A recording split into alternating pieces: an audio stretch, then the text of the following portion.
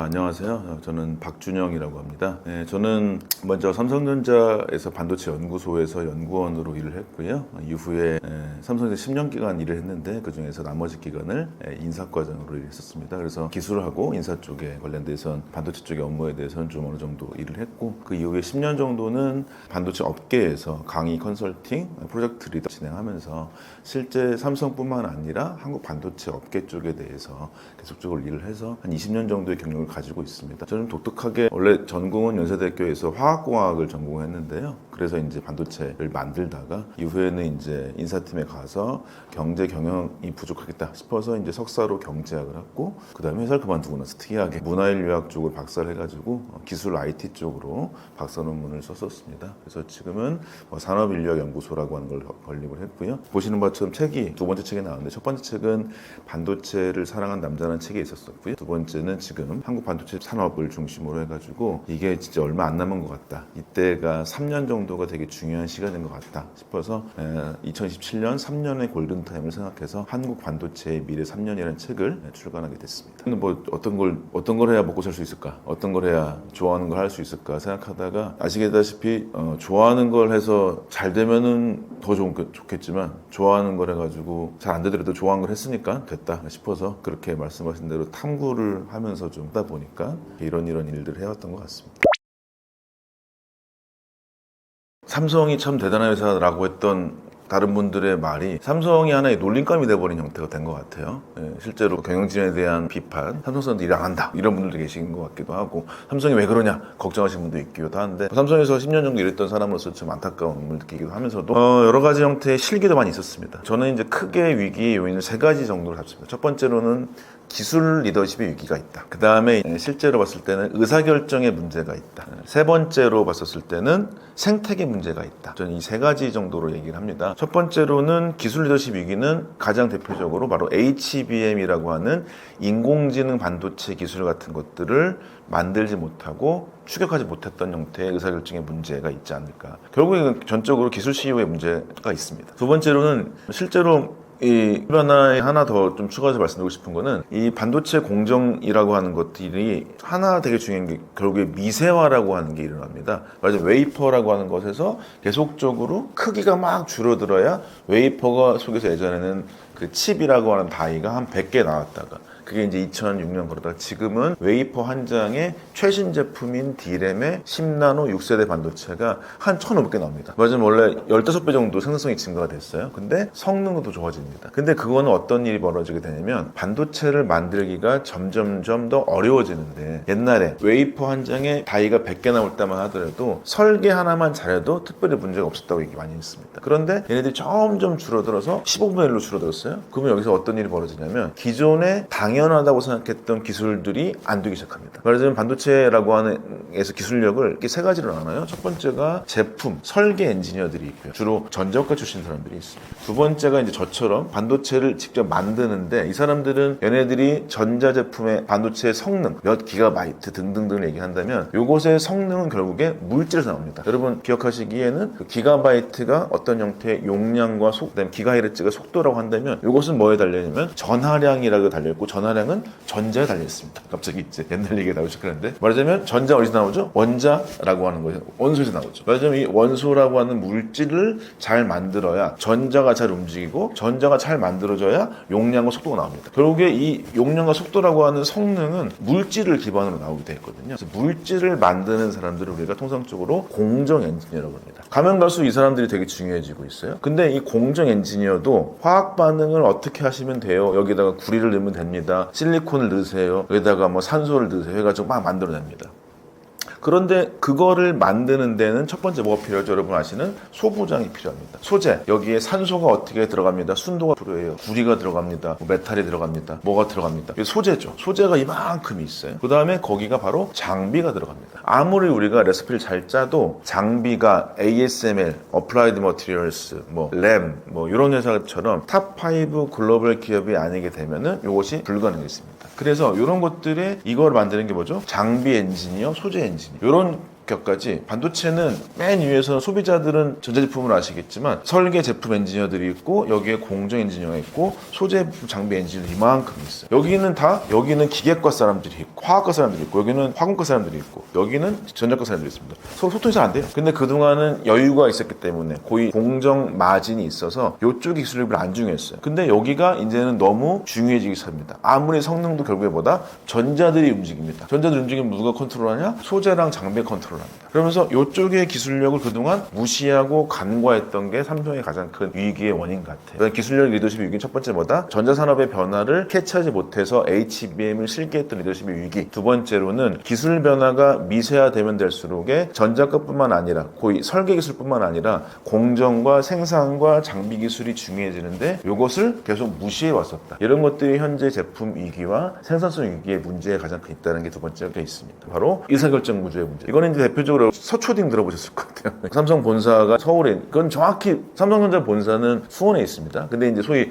컨트롤 타워라고 불려지는 뭐 사업지원 TF 미래전략실이라고 옛날에 불러졌던 거기가 실제로 임원 인사권이 있고요. 재무권이 있어요. 말이 안 되는 조직이죠. 원래 삼성이라는 조직의 강점을 예전엔 세 가지로 얘기했었어요. 아까 말씀드렸던 기술 CEO의 영향력, 그 다음에 두 번째가 그룹의 컨트롤 타워라고 할 수 있는 미전실의 역할, 마지막 가장 강화됐던 게 그룹 총수의 의사결정. 이 세 가지가 가장 강한 판단이었는데 기술 리더십이라고 하는 게 여전히 항상 중요합니다. 그 다음에 대규모 투자도 CEO가 하긴 해야 돼요, 총수가. 그런데 과연 이 스텝 조직이라고 하는 게 어떤 역할이 되냐, 지금은 이것들이 과연 불분명한데 여기가 뭘 갖고 있다? 돈과 인사권을 둘 다 가지고 있어요. 그러니까 여기 현업에 있는 사람들은 다 여기에 말을 들어야 되겠죠. 그러니까 서초딩이 뭐냐면 서초에 있는 지원 TF 사람들이 앉아가지고 기술도 몰라서 기술을 계속 물어봅니다. 그러니까 막 문서에 각주를 달아야 돼. 그러니까 서초에 초등학생이 있더라. 그래서 이제 서초딩 보고서라고 했던 게 있어가지고 그것 때문에 실제로 기술 개발이라고 하는 것들의 의사결정에 기술을 모르는 사람들이 인사권과 재무권을 휘두르면서 관리를 하게 시킵니다. 여러분들 생각해 보시기에 젠슨 황은 아시겠지만 엔비디아의 CFO가 누군지 아시나요? CHO 누군지 아세요? 하나도 몰라요. 네, 여러분들은 리사수라고 하는 AMD 사장은 알고 있지만 거기에 재무와 사람도 알고 있습니까? 근데 우리는 이미 삼성전자의 그룹의 TF장을 알고 있습니다. 이거는 굉장히 큰 모순이죠. 기술 변화는 기술을 알 수 있는, 그 다음 기술을 알 수 있는 CEO와 임원들과 의사결정할 수 있는 담당 기술 엔지니어한테 권한을 줘야 됩니다. 근데 그것을 하지 못했던 게 가장 큰 원인이 될 수 있고, 세 번째로는 결국에는 생태계가 있습니다. 그동안 우리나라는 뭐다? 항상 수직적으로 삼성을 중심으로 모든 것을 만들었던 체계였습니다. 그래서 삼성 자회사도 만들게 되고 소재부품 회사도 다 만들어가지고 했다가 이런 것들이 이제는 안 된다는 것이죠. 장비 회사들이랑 협력해야 되는데 장비 회사들하고 협력하지 않고 기술력 같은 것들을 통해서 소송도 나고 이랬던 것도 분명히 있었었죠. 우리나라는 함해원업체, 주성 엔지니어링 이런 회사들하고 소위 삼성이 계속 소송이 나가지고 두 회사는 삼성이랑 거래를 안 합니다. 이러니. 그다음에 삼성이랑 항상 척을 지고 있는 글로벌 장비 회사 ASML, 어플라이드 등등은 예전에는 기술 유출 사고도 있었었고 이런 것들이 문제가 있었습니다. 말하자면 삼성은 너무나도 천호성 같은 조직으로서 협력을 많이 안 했던 것이죠. 생태계 구성을 너무 안 해왔다. 이런 것들이 현재 위기의 원인이 아닐까라고 생각하고 있습니다. 기본적으로 삼성의 핵심 전략은 삼성 내부에서 하고 있는 핵심 전략은 2024년 10월에 급하게 구원투수 나왔던 전영현 부회장이 했던 건 뭐냐면은 품질 경쟁력을 확보하고 최고의 기술의 리더십을 다시금 되살리겠다. 이 두 가지를 얘기하면서 소위 얘기해서 사과를 했습니다. 네, 그래서 그 사과 때문에 실제 삼성전자가 2025년 5월 달 지금이 전영현 부회장이 온 지 1년 다 됐어요. 그래서 그 두 가지 실제 기술을 높이겠다, 품질을 높이겠다. 이 두 가지의 방향성은 잘 잡은 것 같아요. 근데 그런 거가 실제로 작동하고 있느냐, 가능하냐 여부는 구체적으로 따져봐야 될 것 같은데 저는 거기에서 여전히 필요한 건 무엇이냐, 자기가 잘하는 것과 못하는 걸 명확히 구분해서 못하는 것은 협력하고 잘하는 것은 실제로 뛰어나게 해야 된다라고 볼 수 있을 것 같아요. 그래서 근본적인 기술 경쟁력은 뭐냐면 기본적으로 D램이라고 하는 거나 낸드라고 하는 거, 메모리 반도체의 기술력을 지금 6개월 정도 뒤졌습니다. 세계 1등을 수십 년 하다가. 근데 그것을 다시금 1등으로 올려야겠다라고 하는 건 분명히 있습니다. 두 번째로, 근데 그동안 못해왔던 기술력,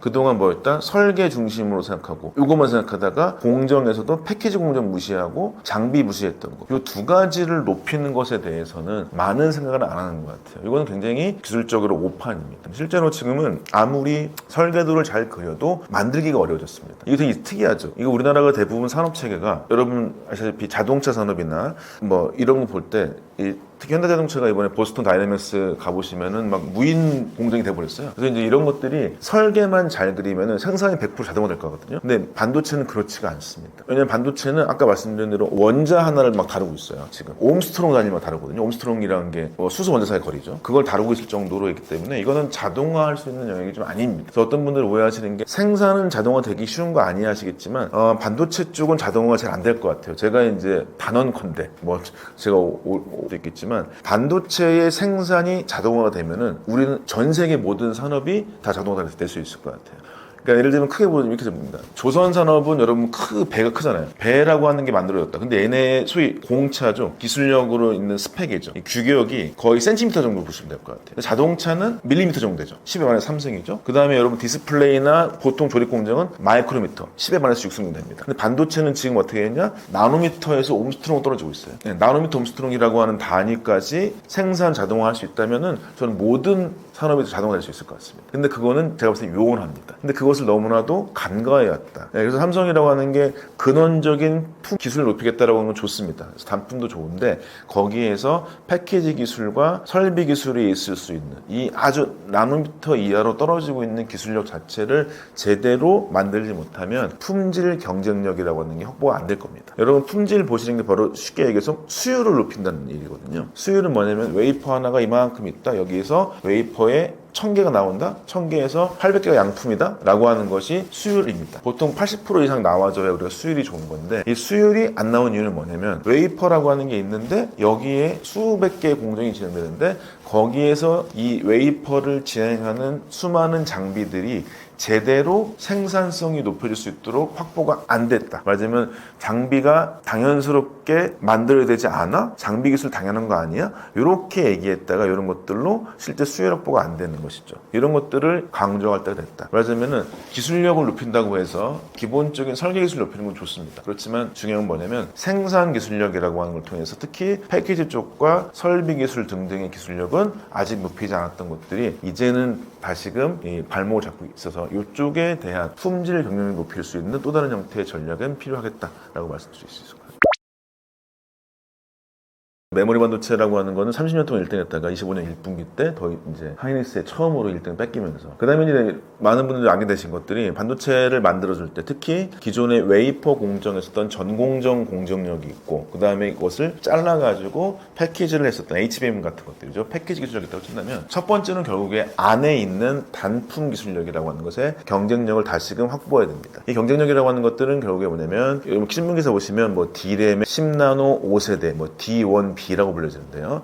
그것의 기술력이라고 하는 것들을 안 돼서 설계를 다시 했다 이런 것만 나옵니다. 그거는 제대로 된 선택입니다. 왜냐하면 그동안에 내부적으로 어떤 부서 뭐 일부 부서 뭐 정확히 얘기하기는 그렇지만 그런 부서들에서 실제 소통이 없이 하다 보니까 자기들이 편한 대로 요청을 하다 보니까 제품 경쟁력이 늘어졌습니다. 속도가 느려지는 거가 있었거든요. 그런 것들이 실제로 설계를 다시 해야 되는 것까지 왔었던 것입니다. 그래서 첫 번째 설계를 높이는 게 바로 단품의 경쟁력을 높여야 된다라고 하는 게 있고 거기엔 당연스럽게 생산성 높여주기 위한 수율을 높여주기 위한 소위 이제 제조센터 팹이라고 얘기하죠. 거기에 실제의 설비 경쟁력 높이는 것들이 필요합니다. 두 번째로 볼 수 있는 것들은 무엇이냐? 결국에는 패키지 기술력을 높여야 됩니다. 패키지 기술력을 그동안 굉장히 간과해 왔었거든요. 이런 것들이 실제 HBM 나온 다음에 뭐 1년이면 따라갈 수 있지 않을까? 라고 설계 중심의 사람들은 얘기했었죠. 근데 HBM 만들어주는 패키지 공정이 그만큼 어려워진 것입니다. 이것을 실제 따라가는 게 생각보다 만만치가 않더라라고 하는 것들을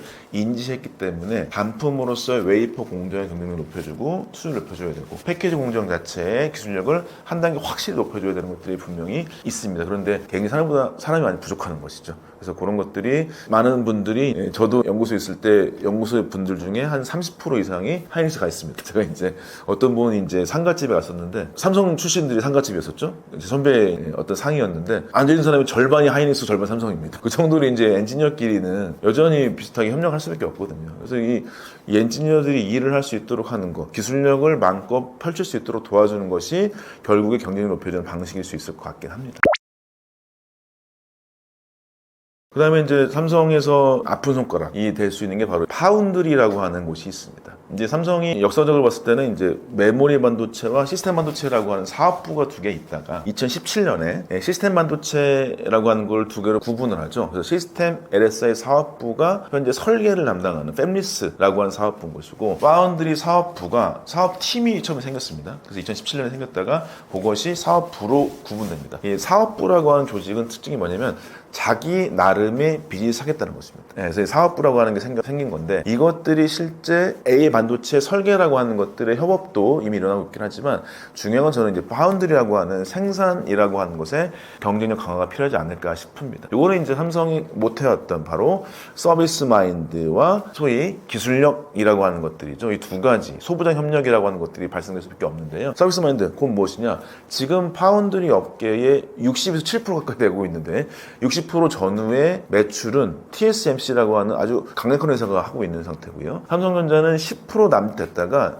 2024년 4분기 정도 때 8.1%라고 하는 아주 최악의 성적을 거뒀었습니다. 중국이 치고 올라온다는 얘기까지 있는 상황인 거죠. 근데 그러면 왜 이렇게 일이 벌어지냐? 첫 번째로는 삼성을 여전히 믿지 못하는 회사가 분명히 있습니다. 이게 바로 이제 설계를 같이 갖고 있다라고 하는 것 때문에 내부적으로 그런 것도 기술력이라고 하는 그때 탈취되는 거 아니냐, 이런 것들을 걱정하는 분도 있긴 하는데, 그건 좀 작은 이유고, 결국에는 이 서비스 마인드가 약하다는 얘기가 굉장히 많이 있어요. 삼성은 그동안 항상 1등에 섰었고 갑에 위치해 있었기 때문에 서비스 마인드가 약합니다. 그래서 이미 TSMC는 공개할 수 있는 기술임에도 불구하고 후발주자면서 못하는 삼성이 공개를 안 합니다. 내부적으로 우리가 지금 힘들거든요, 이러면서 공개를 안 해요. 예를 들면 맞춤형 고객의 서비스를 할 수 있도록 기술 엔지니어들이 갖고 있는 모수 늘려야 되기도 하고요. 그런 것들의 서비스 마인드를 통해서 협력과 인게이지먼트, 신뢰를 구축하는 것이 필요하다. 이런 것들이 이제 초기적으로 일어날 거예요. 두 번째로는 바로 이 삼성이나 하이닉스나 인텔이나 TSMC나 모두 90% 이상 같은 장비를 쓰고 있어요. 그런데 왜 수율도 차이가 나고 선단 공정, 1나노, 2나노의 품질 차이가 나냐? 결국에 얼만큼 이 팹이라고 하는 장비를 잘 다뤄왔느냐의 문제입니다. 말하자면 그동안 전자과 출신들의 설계 엔지니어들만 생각했던, 그들은 생산이 당연한 줄 알아요. 근데 당연하지 않습니다. 말씀드렸다시피 옴스트롱 나노미터 단위로 떨어진 현재의 반도체 공정은 조금만 틀어져도, 조금 틀어진다는 게 장비에 조금의 진동만 있어요. 배관만 조금 흔들려도 이렇게 되는 장비의 팹이라고 하는 곳에 수천 대의 장비가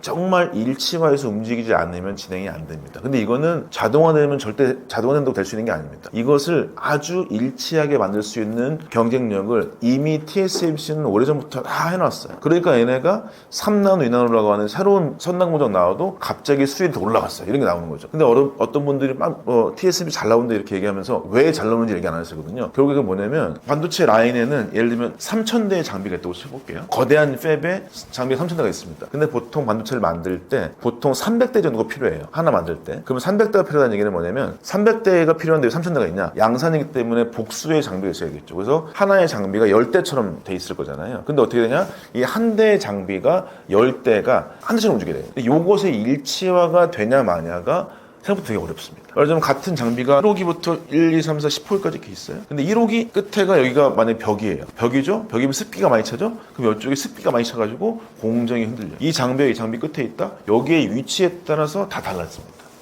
그래서 이 미세한 것들을 다 맞춰야만 반도체의 마이크로미터, 옴스트롱 단위의 장비의 생산성과 정밀도가 결정됩니다. 이거는 전자과 사람이 할 수가 없어요. 기계과 사람들, 그 다음에 그걸 장비를 유지 보수해주는 협력업체 엔지니어 기술력, 이것만 가능할 수밖에 없거든요. 근데 이제 그것을 당연히 될 줄 알고 뭐 말도 안 되는 디지털 트윈이나 뭐 이런 걸 얘기하면서 자동화되지 않겠어요, 이런 것들로 했던 것들이 실제 현재 삼성의 파운드리 수율의 저하, 이런 문제의 간과에 있어서 효과가 나타났다. 그래서 결국에 이 팹의 생산성을 높이기 위한, 수율을 높이기 위한 소재 부품 장비 엔지니어들의 경쟁력 확보가 중요할 수밖에 없다. 그래서 결론적으로 첫 번째 서비스 마인드, 두 번째 수율을 비롯한 생산성을 높일 필요가 있겠다라고 하는 게 두 가지가 필요해 보입니다.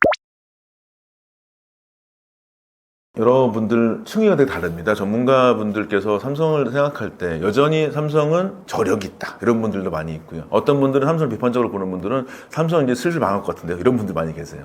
저는 두 가지 길은 다 있다고 봅니다. 이 반도체 산업을 실제로 들어가서 그 반도체를 연구실에서 조그만 웨이퍼나 소자 같은 걸로 보시는 분들과 대량 생산하는 분들하고는 너무 큰 차이가 나요. 이 반도체 팹에 계시지 않았던 분들이 삼성의 문제를 설계가 부족해서 이런 얘기를 되게 많이 하시거든요. 물론 설계 부족한 거 많고요. 맞습니다. 근데 삼성은 설계 잘한 적 별로 없어요. 미안하지만.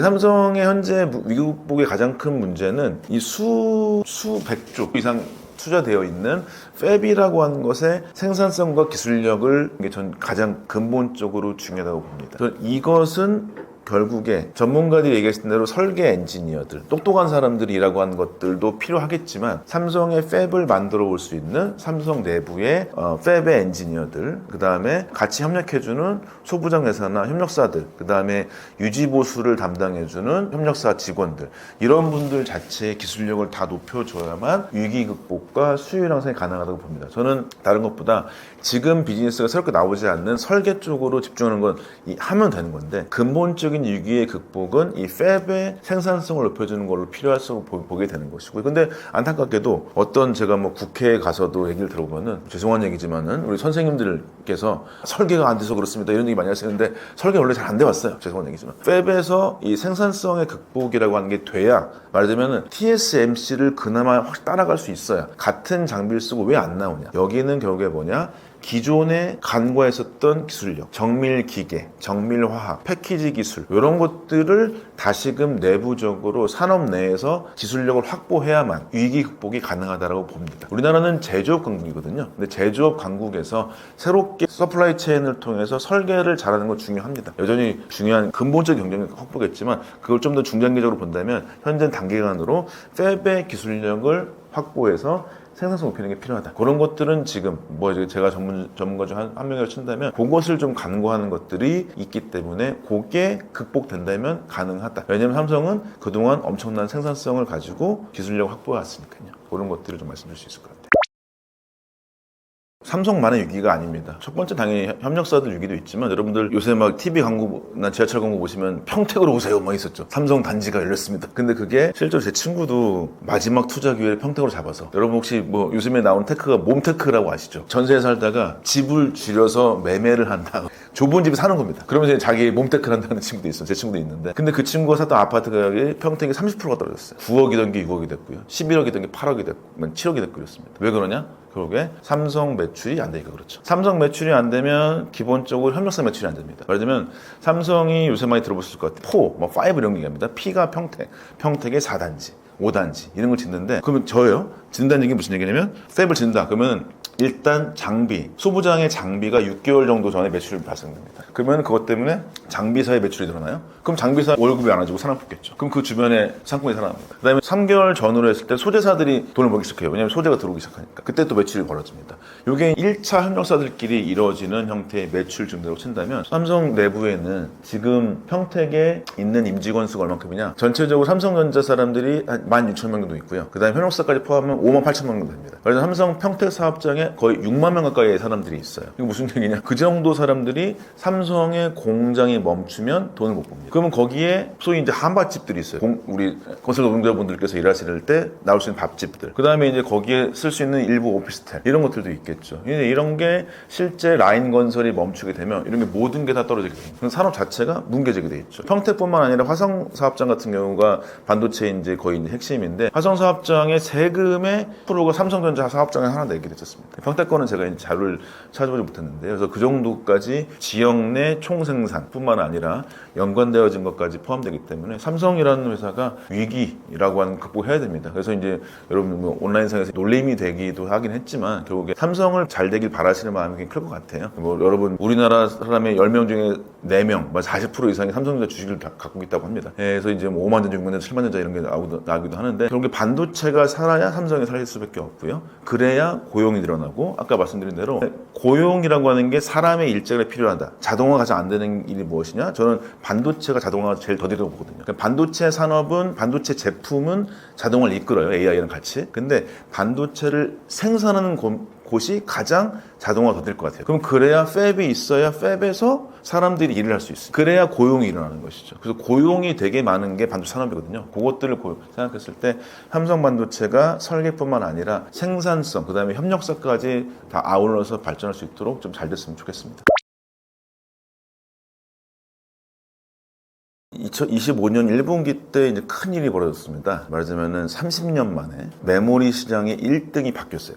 SK 하이닉스가 바로 이제 요즘에 가장 크게 대두되고 있는 제품이죠. 소위 고대역폭 메모리. 우리나라 말로는 그렇게 하지만 여러분께서 익숙하신 단어로 HB, 하이 밴드위스 메모리라고 해서 그 대역폭이라는 게 밴드위스가 될 것 같고요. 그것을 되게 많이 하는 복합적인 반도체 메모리 시장에서 하이닉스가 치고 나가면서 처음으로 30년 동안 넘게 1등했던 삼성전자를 제치고 SK하이닉스가 1분기이긴 하지만 매출, 점유율로서 1등을 했습니다. 말하자면 삼성전자에서는 정말 큰일이고 우리나라 전체를 봤을 때 다행이다. 삼성전자가 없는데 하이닉스라고 잘하고 있으니까. 그러기 위해서 다행이긴 한데 이런 형태로 봤을 때 SK하이닉스가 갑작스럽게 삼성전자를 제치고 HBM 시장, 그 다음에 전체 메모리 반도체 시장이 1등이 됐느냐. 결국에는 같은 한국 엔지니어들이 있는데 이게 무슨 일일까? 결국에는 SK하이닉스는 그동안 엔지니어들이나 기술자들을 존중했다 볼 수 있을 것 같아요. 물론 SK하이닉스 제도가 정말 대단히 발달해서 그렇다기보다는 실제 이제 내부자로 생각할 수 있을 것 같습니다. SK하이닉스 같은 경우는 딱 보시다시피 SK하이닉스가 3년 정도에 합병을 합니다. 근데 SK가 이제 소위 M&A를 통해서 그룹을 많이 키워왔던 회사인 건 아실 것 같아요. 근데 SK 특성이 뭐냐면은 그룹으로 만들어서 M&A 한 다음에 몇 년 동안 내비둡니다. 내비두다 보니까 엔지니어들이 알아서 발전을 막 했어요. 그리고 이제 SK하이닉스 같은 경우는 삼성 있었지만은 삼성과 달리 인사팀의 힘이 별로 세지 않아요. 그러다 보니까 엔지니어들의 얘기를 막 들어줬습니다. 말하자면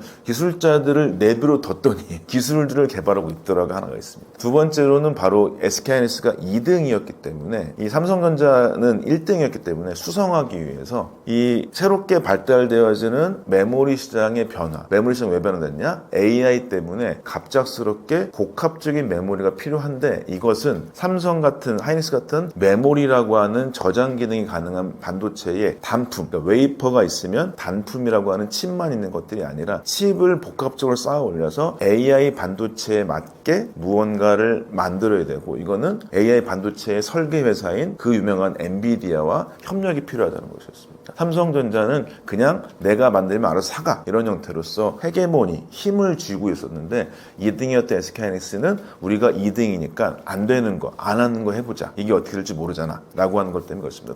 결론적으로 말씀은 두 가지일 거죠. 첫 번째로는 기술자들을 존중했다 볼 수가 있을 것 같고요. 두 번째로는 협력을 선택했다. 근데 이것은 결론적으로 뭘까? 그러면 어떤 면에서 삼성전자라고 하는 회사와 SK하이닉스의 리더십 문제가 굉장히 강했다고 볼 수 있을 것 같아요. 왜냐하면 수많은 자원을 보세요. 보통 삼성전자가 1년에 투자하는 금액이 팹이라고 하는 거 투자하는 금액이 50조 원 정도 됩니다. SK하이닉스는 20조 원 정도 되니까 이건 투자 비용 자체가 2.5배 이상 차이 나는 거대한 자본의 차이가 그동안 30년 동안 1등 했으니까 돈 많이 벌었을 거 아닙니까? 근데 그거에서 왜 갑작스럽게 CBM이라고 하는 조그만 반도체 그 다음에 혹은 가능성은 있었으나 점유율이 낮을 것 같은 반도체를 안 만들었겠습니까? 삼성전자가. 근데 거기서 엔지니어들은 개발하고 있는데 경영 리더들, CEO들이 이거 별로 중요한 거 아닌 것 같아 라고 개발을 안 했던 것입니다. 그렇지만 결국에 리더십 문제, 그 다음에 2등으로서 협력의 문제, 생태계 문제, 기술력의 문제 이런 것들이 복합적으로 작용해서 현재의 HBM 1등, 그 다음에 25년 1분기이긴 하지만 메모리 시장의 1등이 됐다라고 볼 수 있을 것 같습니다.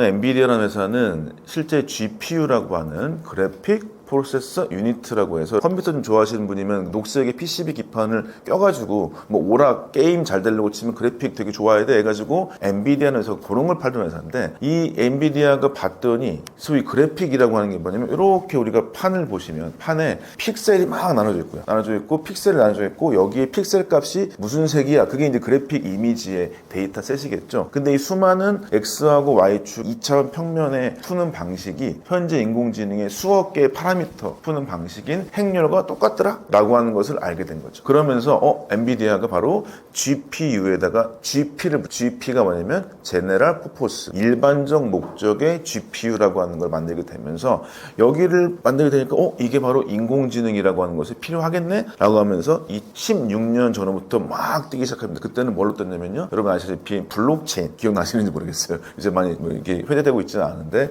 그때 비트코인의 채굴할 때 봤더니 이게 이미지 퀴즈를 풀어야 된다. 그래서 엔비디아의 GPU가 품귀 현상이 있었습니다. 그때가 이제 1차적으로 엔비디아가 이름 딱 알렸을 때인 것이고요. 그 다음에 여러분 많이 아시는 바로 오픈 AI 2022년이 딱 터지면서 이 GPU 가격이 너무나도 뻥 터져 버린 것이죠. 이때 왜 하이닉스를 선택했냐? 엔비디아가 뭐 내부적으로 다 알려진 바시피 삼성전자를 이미 찾아갔습니다. 그 전에 왜냐면 삼성전자가 메모리 제일 잘 만드니까 협력합시다. 근데 삼성전자가 미안한 얘기인데 문전박대 같은 걸 했죠. 저 사람 누군데? 뭐 저 사람이 뭐 모리스 창이야? 인텔의 CEO 누구야? 아닌데 그냥 조그만 팹리스 회사 CEO 아닌가? 라고 무시해가지고 젠슨은 화가 났어요. 화난 거. 이 상황이었는데 하이닉스 같은 경우는 HBM 기술을 먼저 알게 됐고요. 이건 이제 우리나라 국내 연구진도 많이 역할을 했었었죠. 카이스트의 랩실에 있었던 뭐 김용 교수님 어떤 기본 설계도 있었었고요. 그런 걸 통해서 하이닉스가 2013년도부터 HBM이라고 하는 것이 개념적인 것들에 접근을 시작했고 그래서 엔비디아가 바로 하이닉스랑 연합을 하기 시작했습니다. 실제로 이런 것들을 통해서 하이닉스가 엔비디아와 협력을 통해서 했었었고요. 물론 거기에는 이 거대한 엔비디아 반도체를 만들어주는 우리 최고 회사가 돼버린 이 삼성이랑 격차가 나버리기 시작한 TSMC라는 회사가 있죠.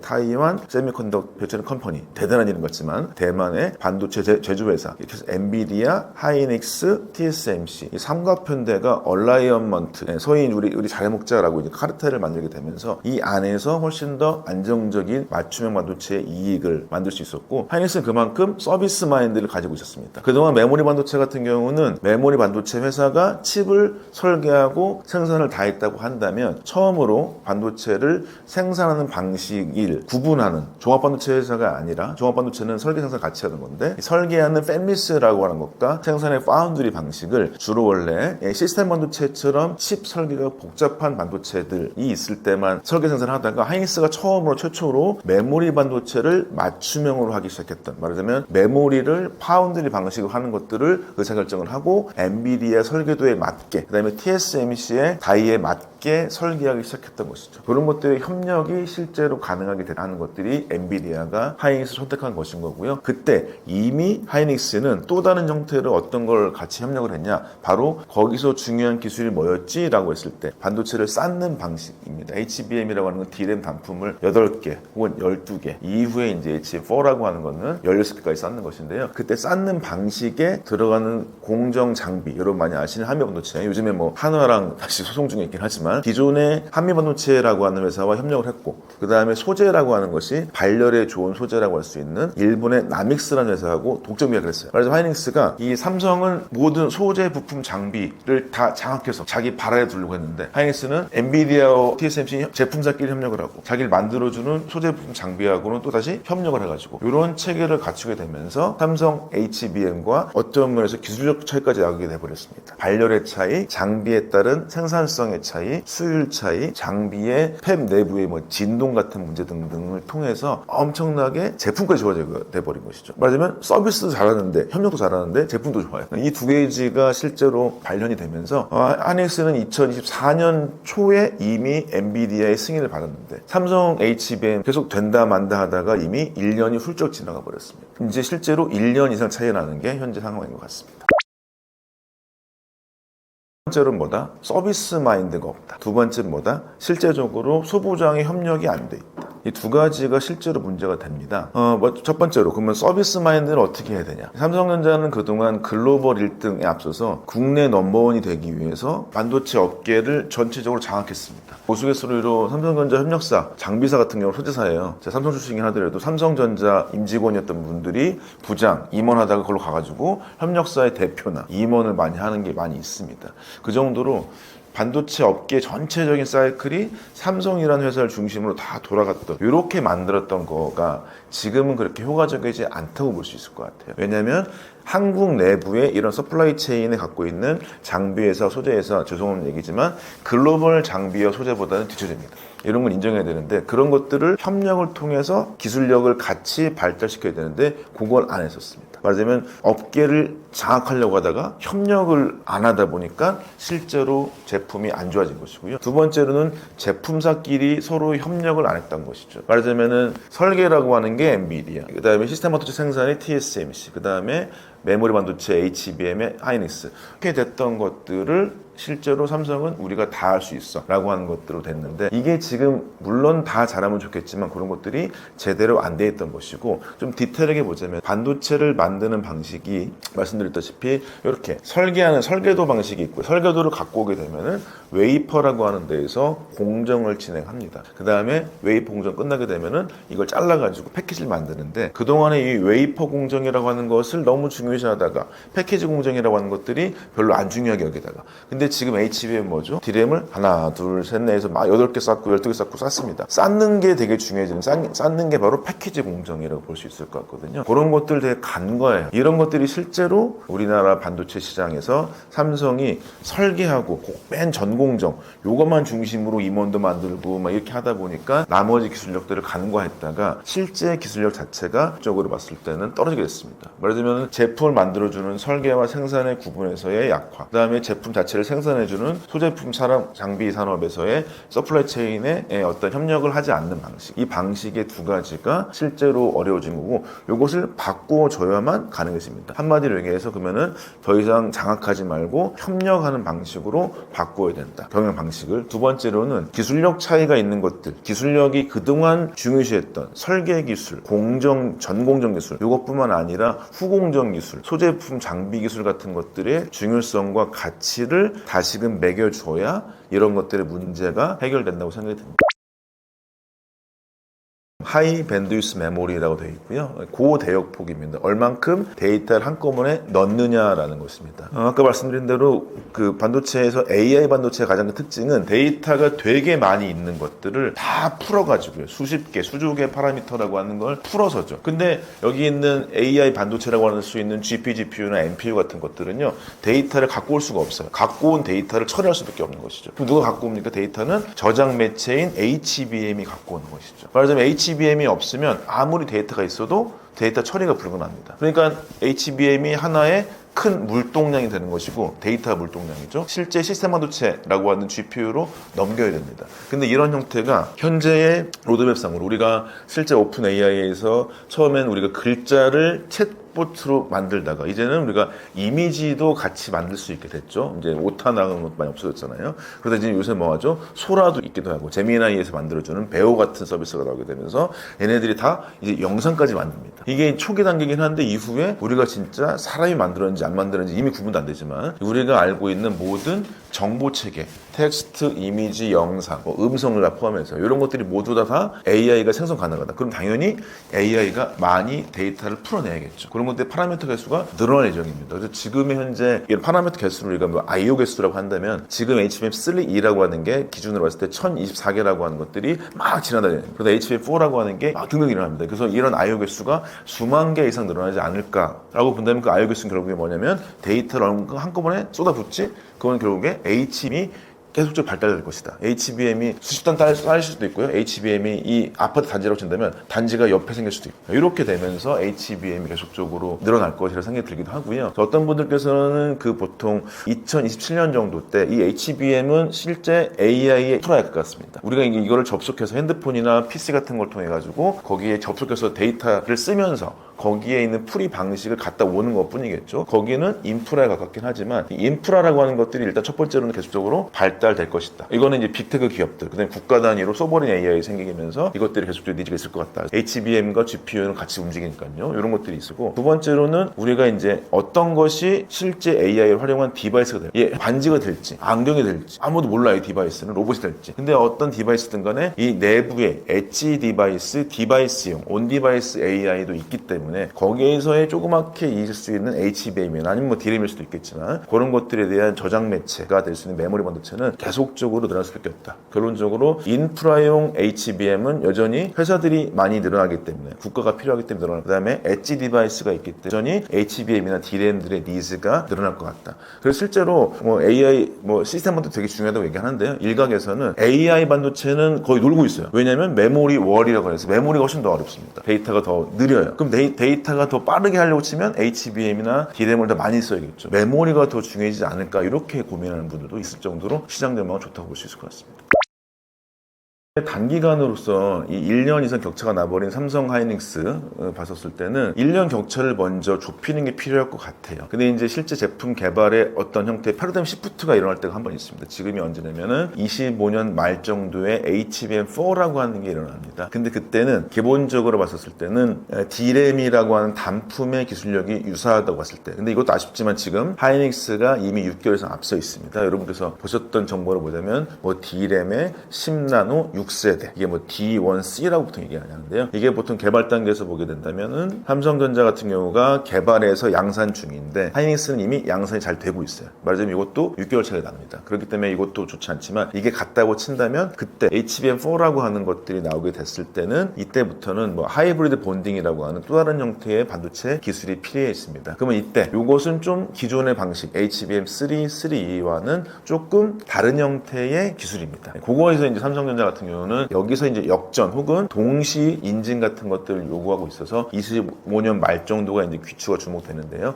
그때 만약에 현재의 인증을 동시에 받거나 혹은 삼성전자가 앞서게 된다면 그 달라질 수 있겠지만 그런 것들이 만만치는 않을 것 같아요. 왜 그러냐? 이 기술력 하나만으로 되는 게 아니다. 삼성전자가 하는 중요한 게 뭐냐? 바로 서비스 마인드라고 하는 협력 체계라고 하는 것들을 갖출 수 있는 것이냐? 이런 것들을 갖춰야만이 현재 엔비디아에도 고개를 숙여야 되기도 하고요. 어떤 면에서 TSMC하고의 협력도 일어날 수도 있습니다. 혹은 소부장이라고 하는 것들의 협력도 일어날 수도 있거든요. 이런 형태로서 이 글로벌 서플라이 체인 내에서의 협력하는 주체로서 들어와야만이 삼성이라고 하는 회사가 일단 메모리로서는 영향이 있을 것 같고요.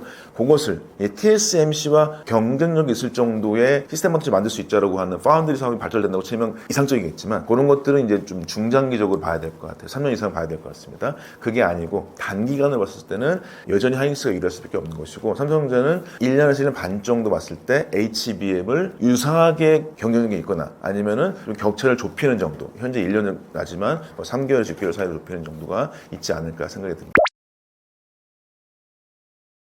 메모리 산업 같은 경우는 3강입니다. 국내에서 해외로 넓혀보면 삼성, 하이닉스, 그다음에 마이크론이라는 회사가 있죠. 마이크론 회사는 일본의 메모리 회사들을 막 합병했다. 근데 여기서 마이크론의 강점이 뭐냐면요. 삼성 폐쇄적이고 하이닉스는 좀만 개방적이긴 한데 마이크론은 정말 개방적입니다.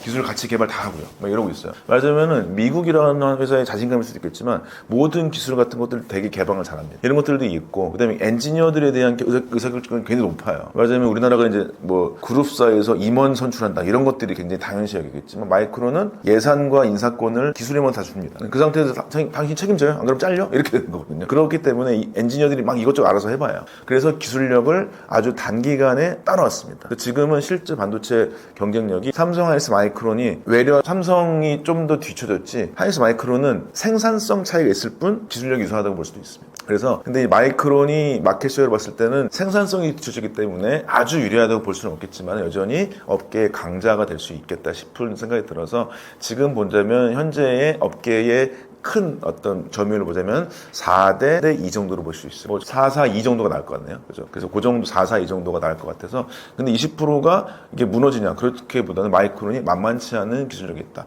결국에 또 뭐냐 그렇게 기술력이라고 하는 있는 사람들을 존중해야 역전도 가능하다라고 말씀드릴 수 있을 것 같아요.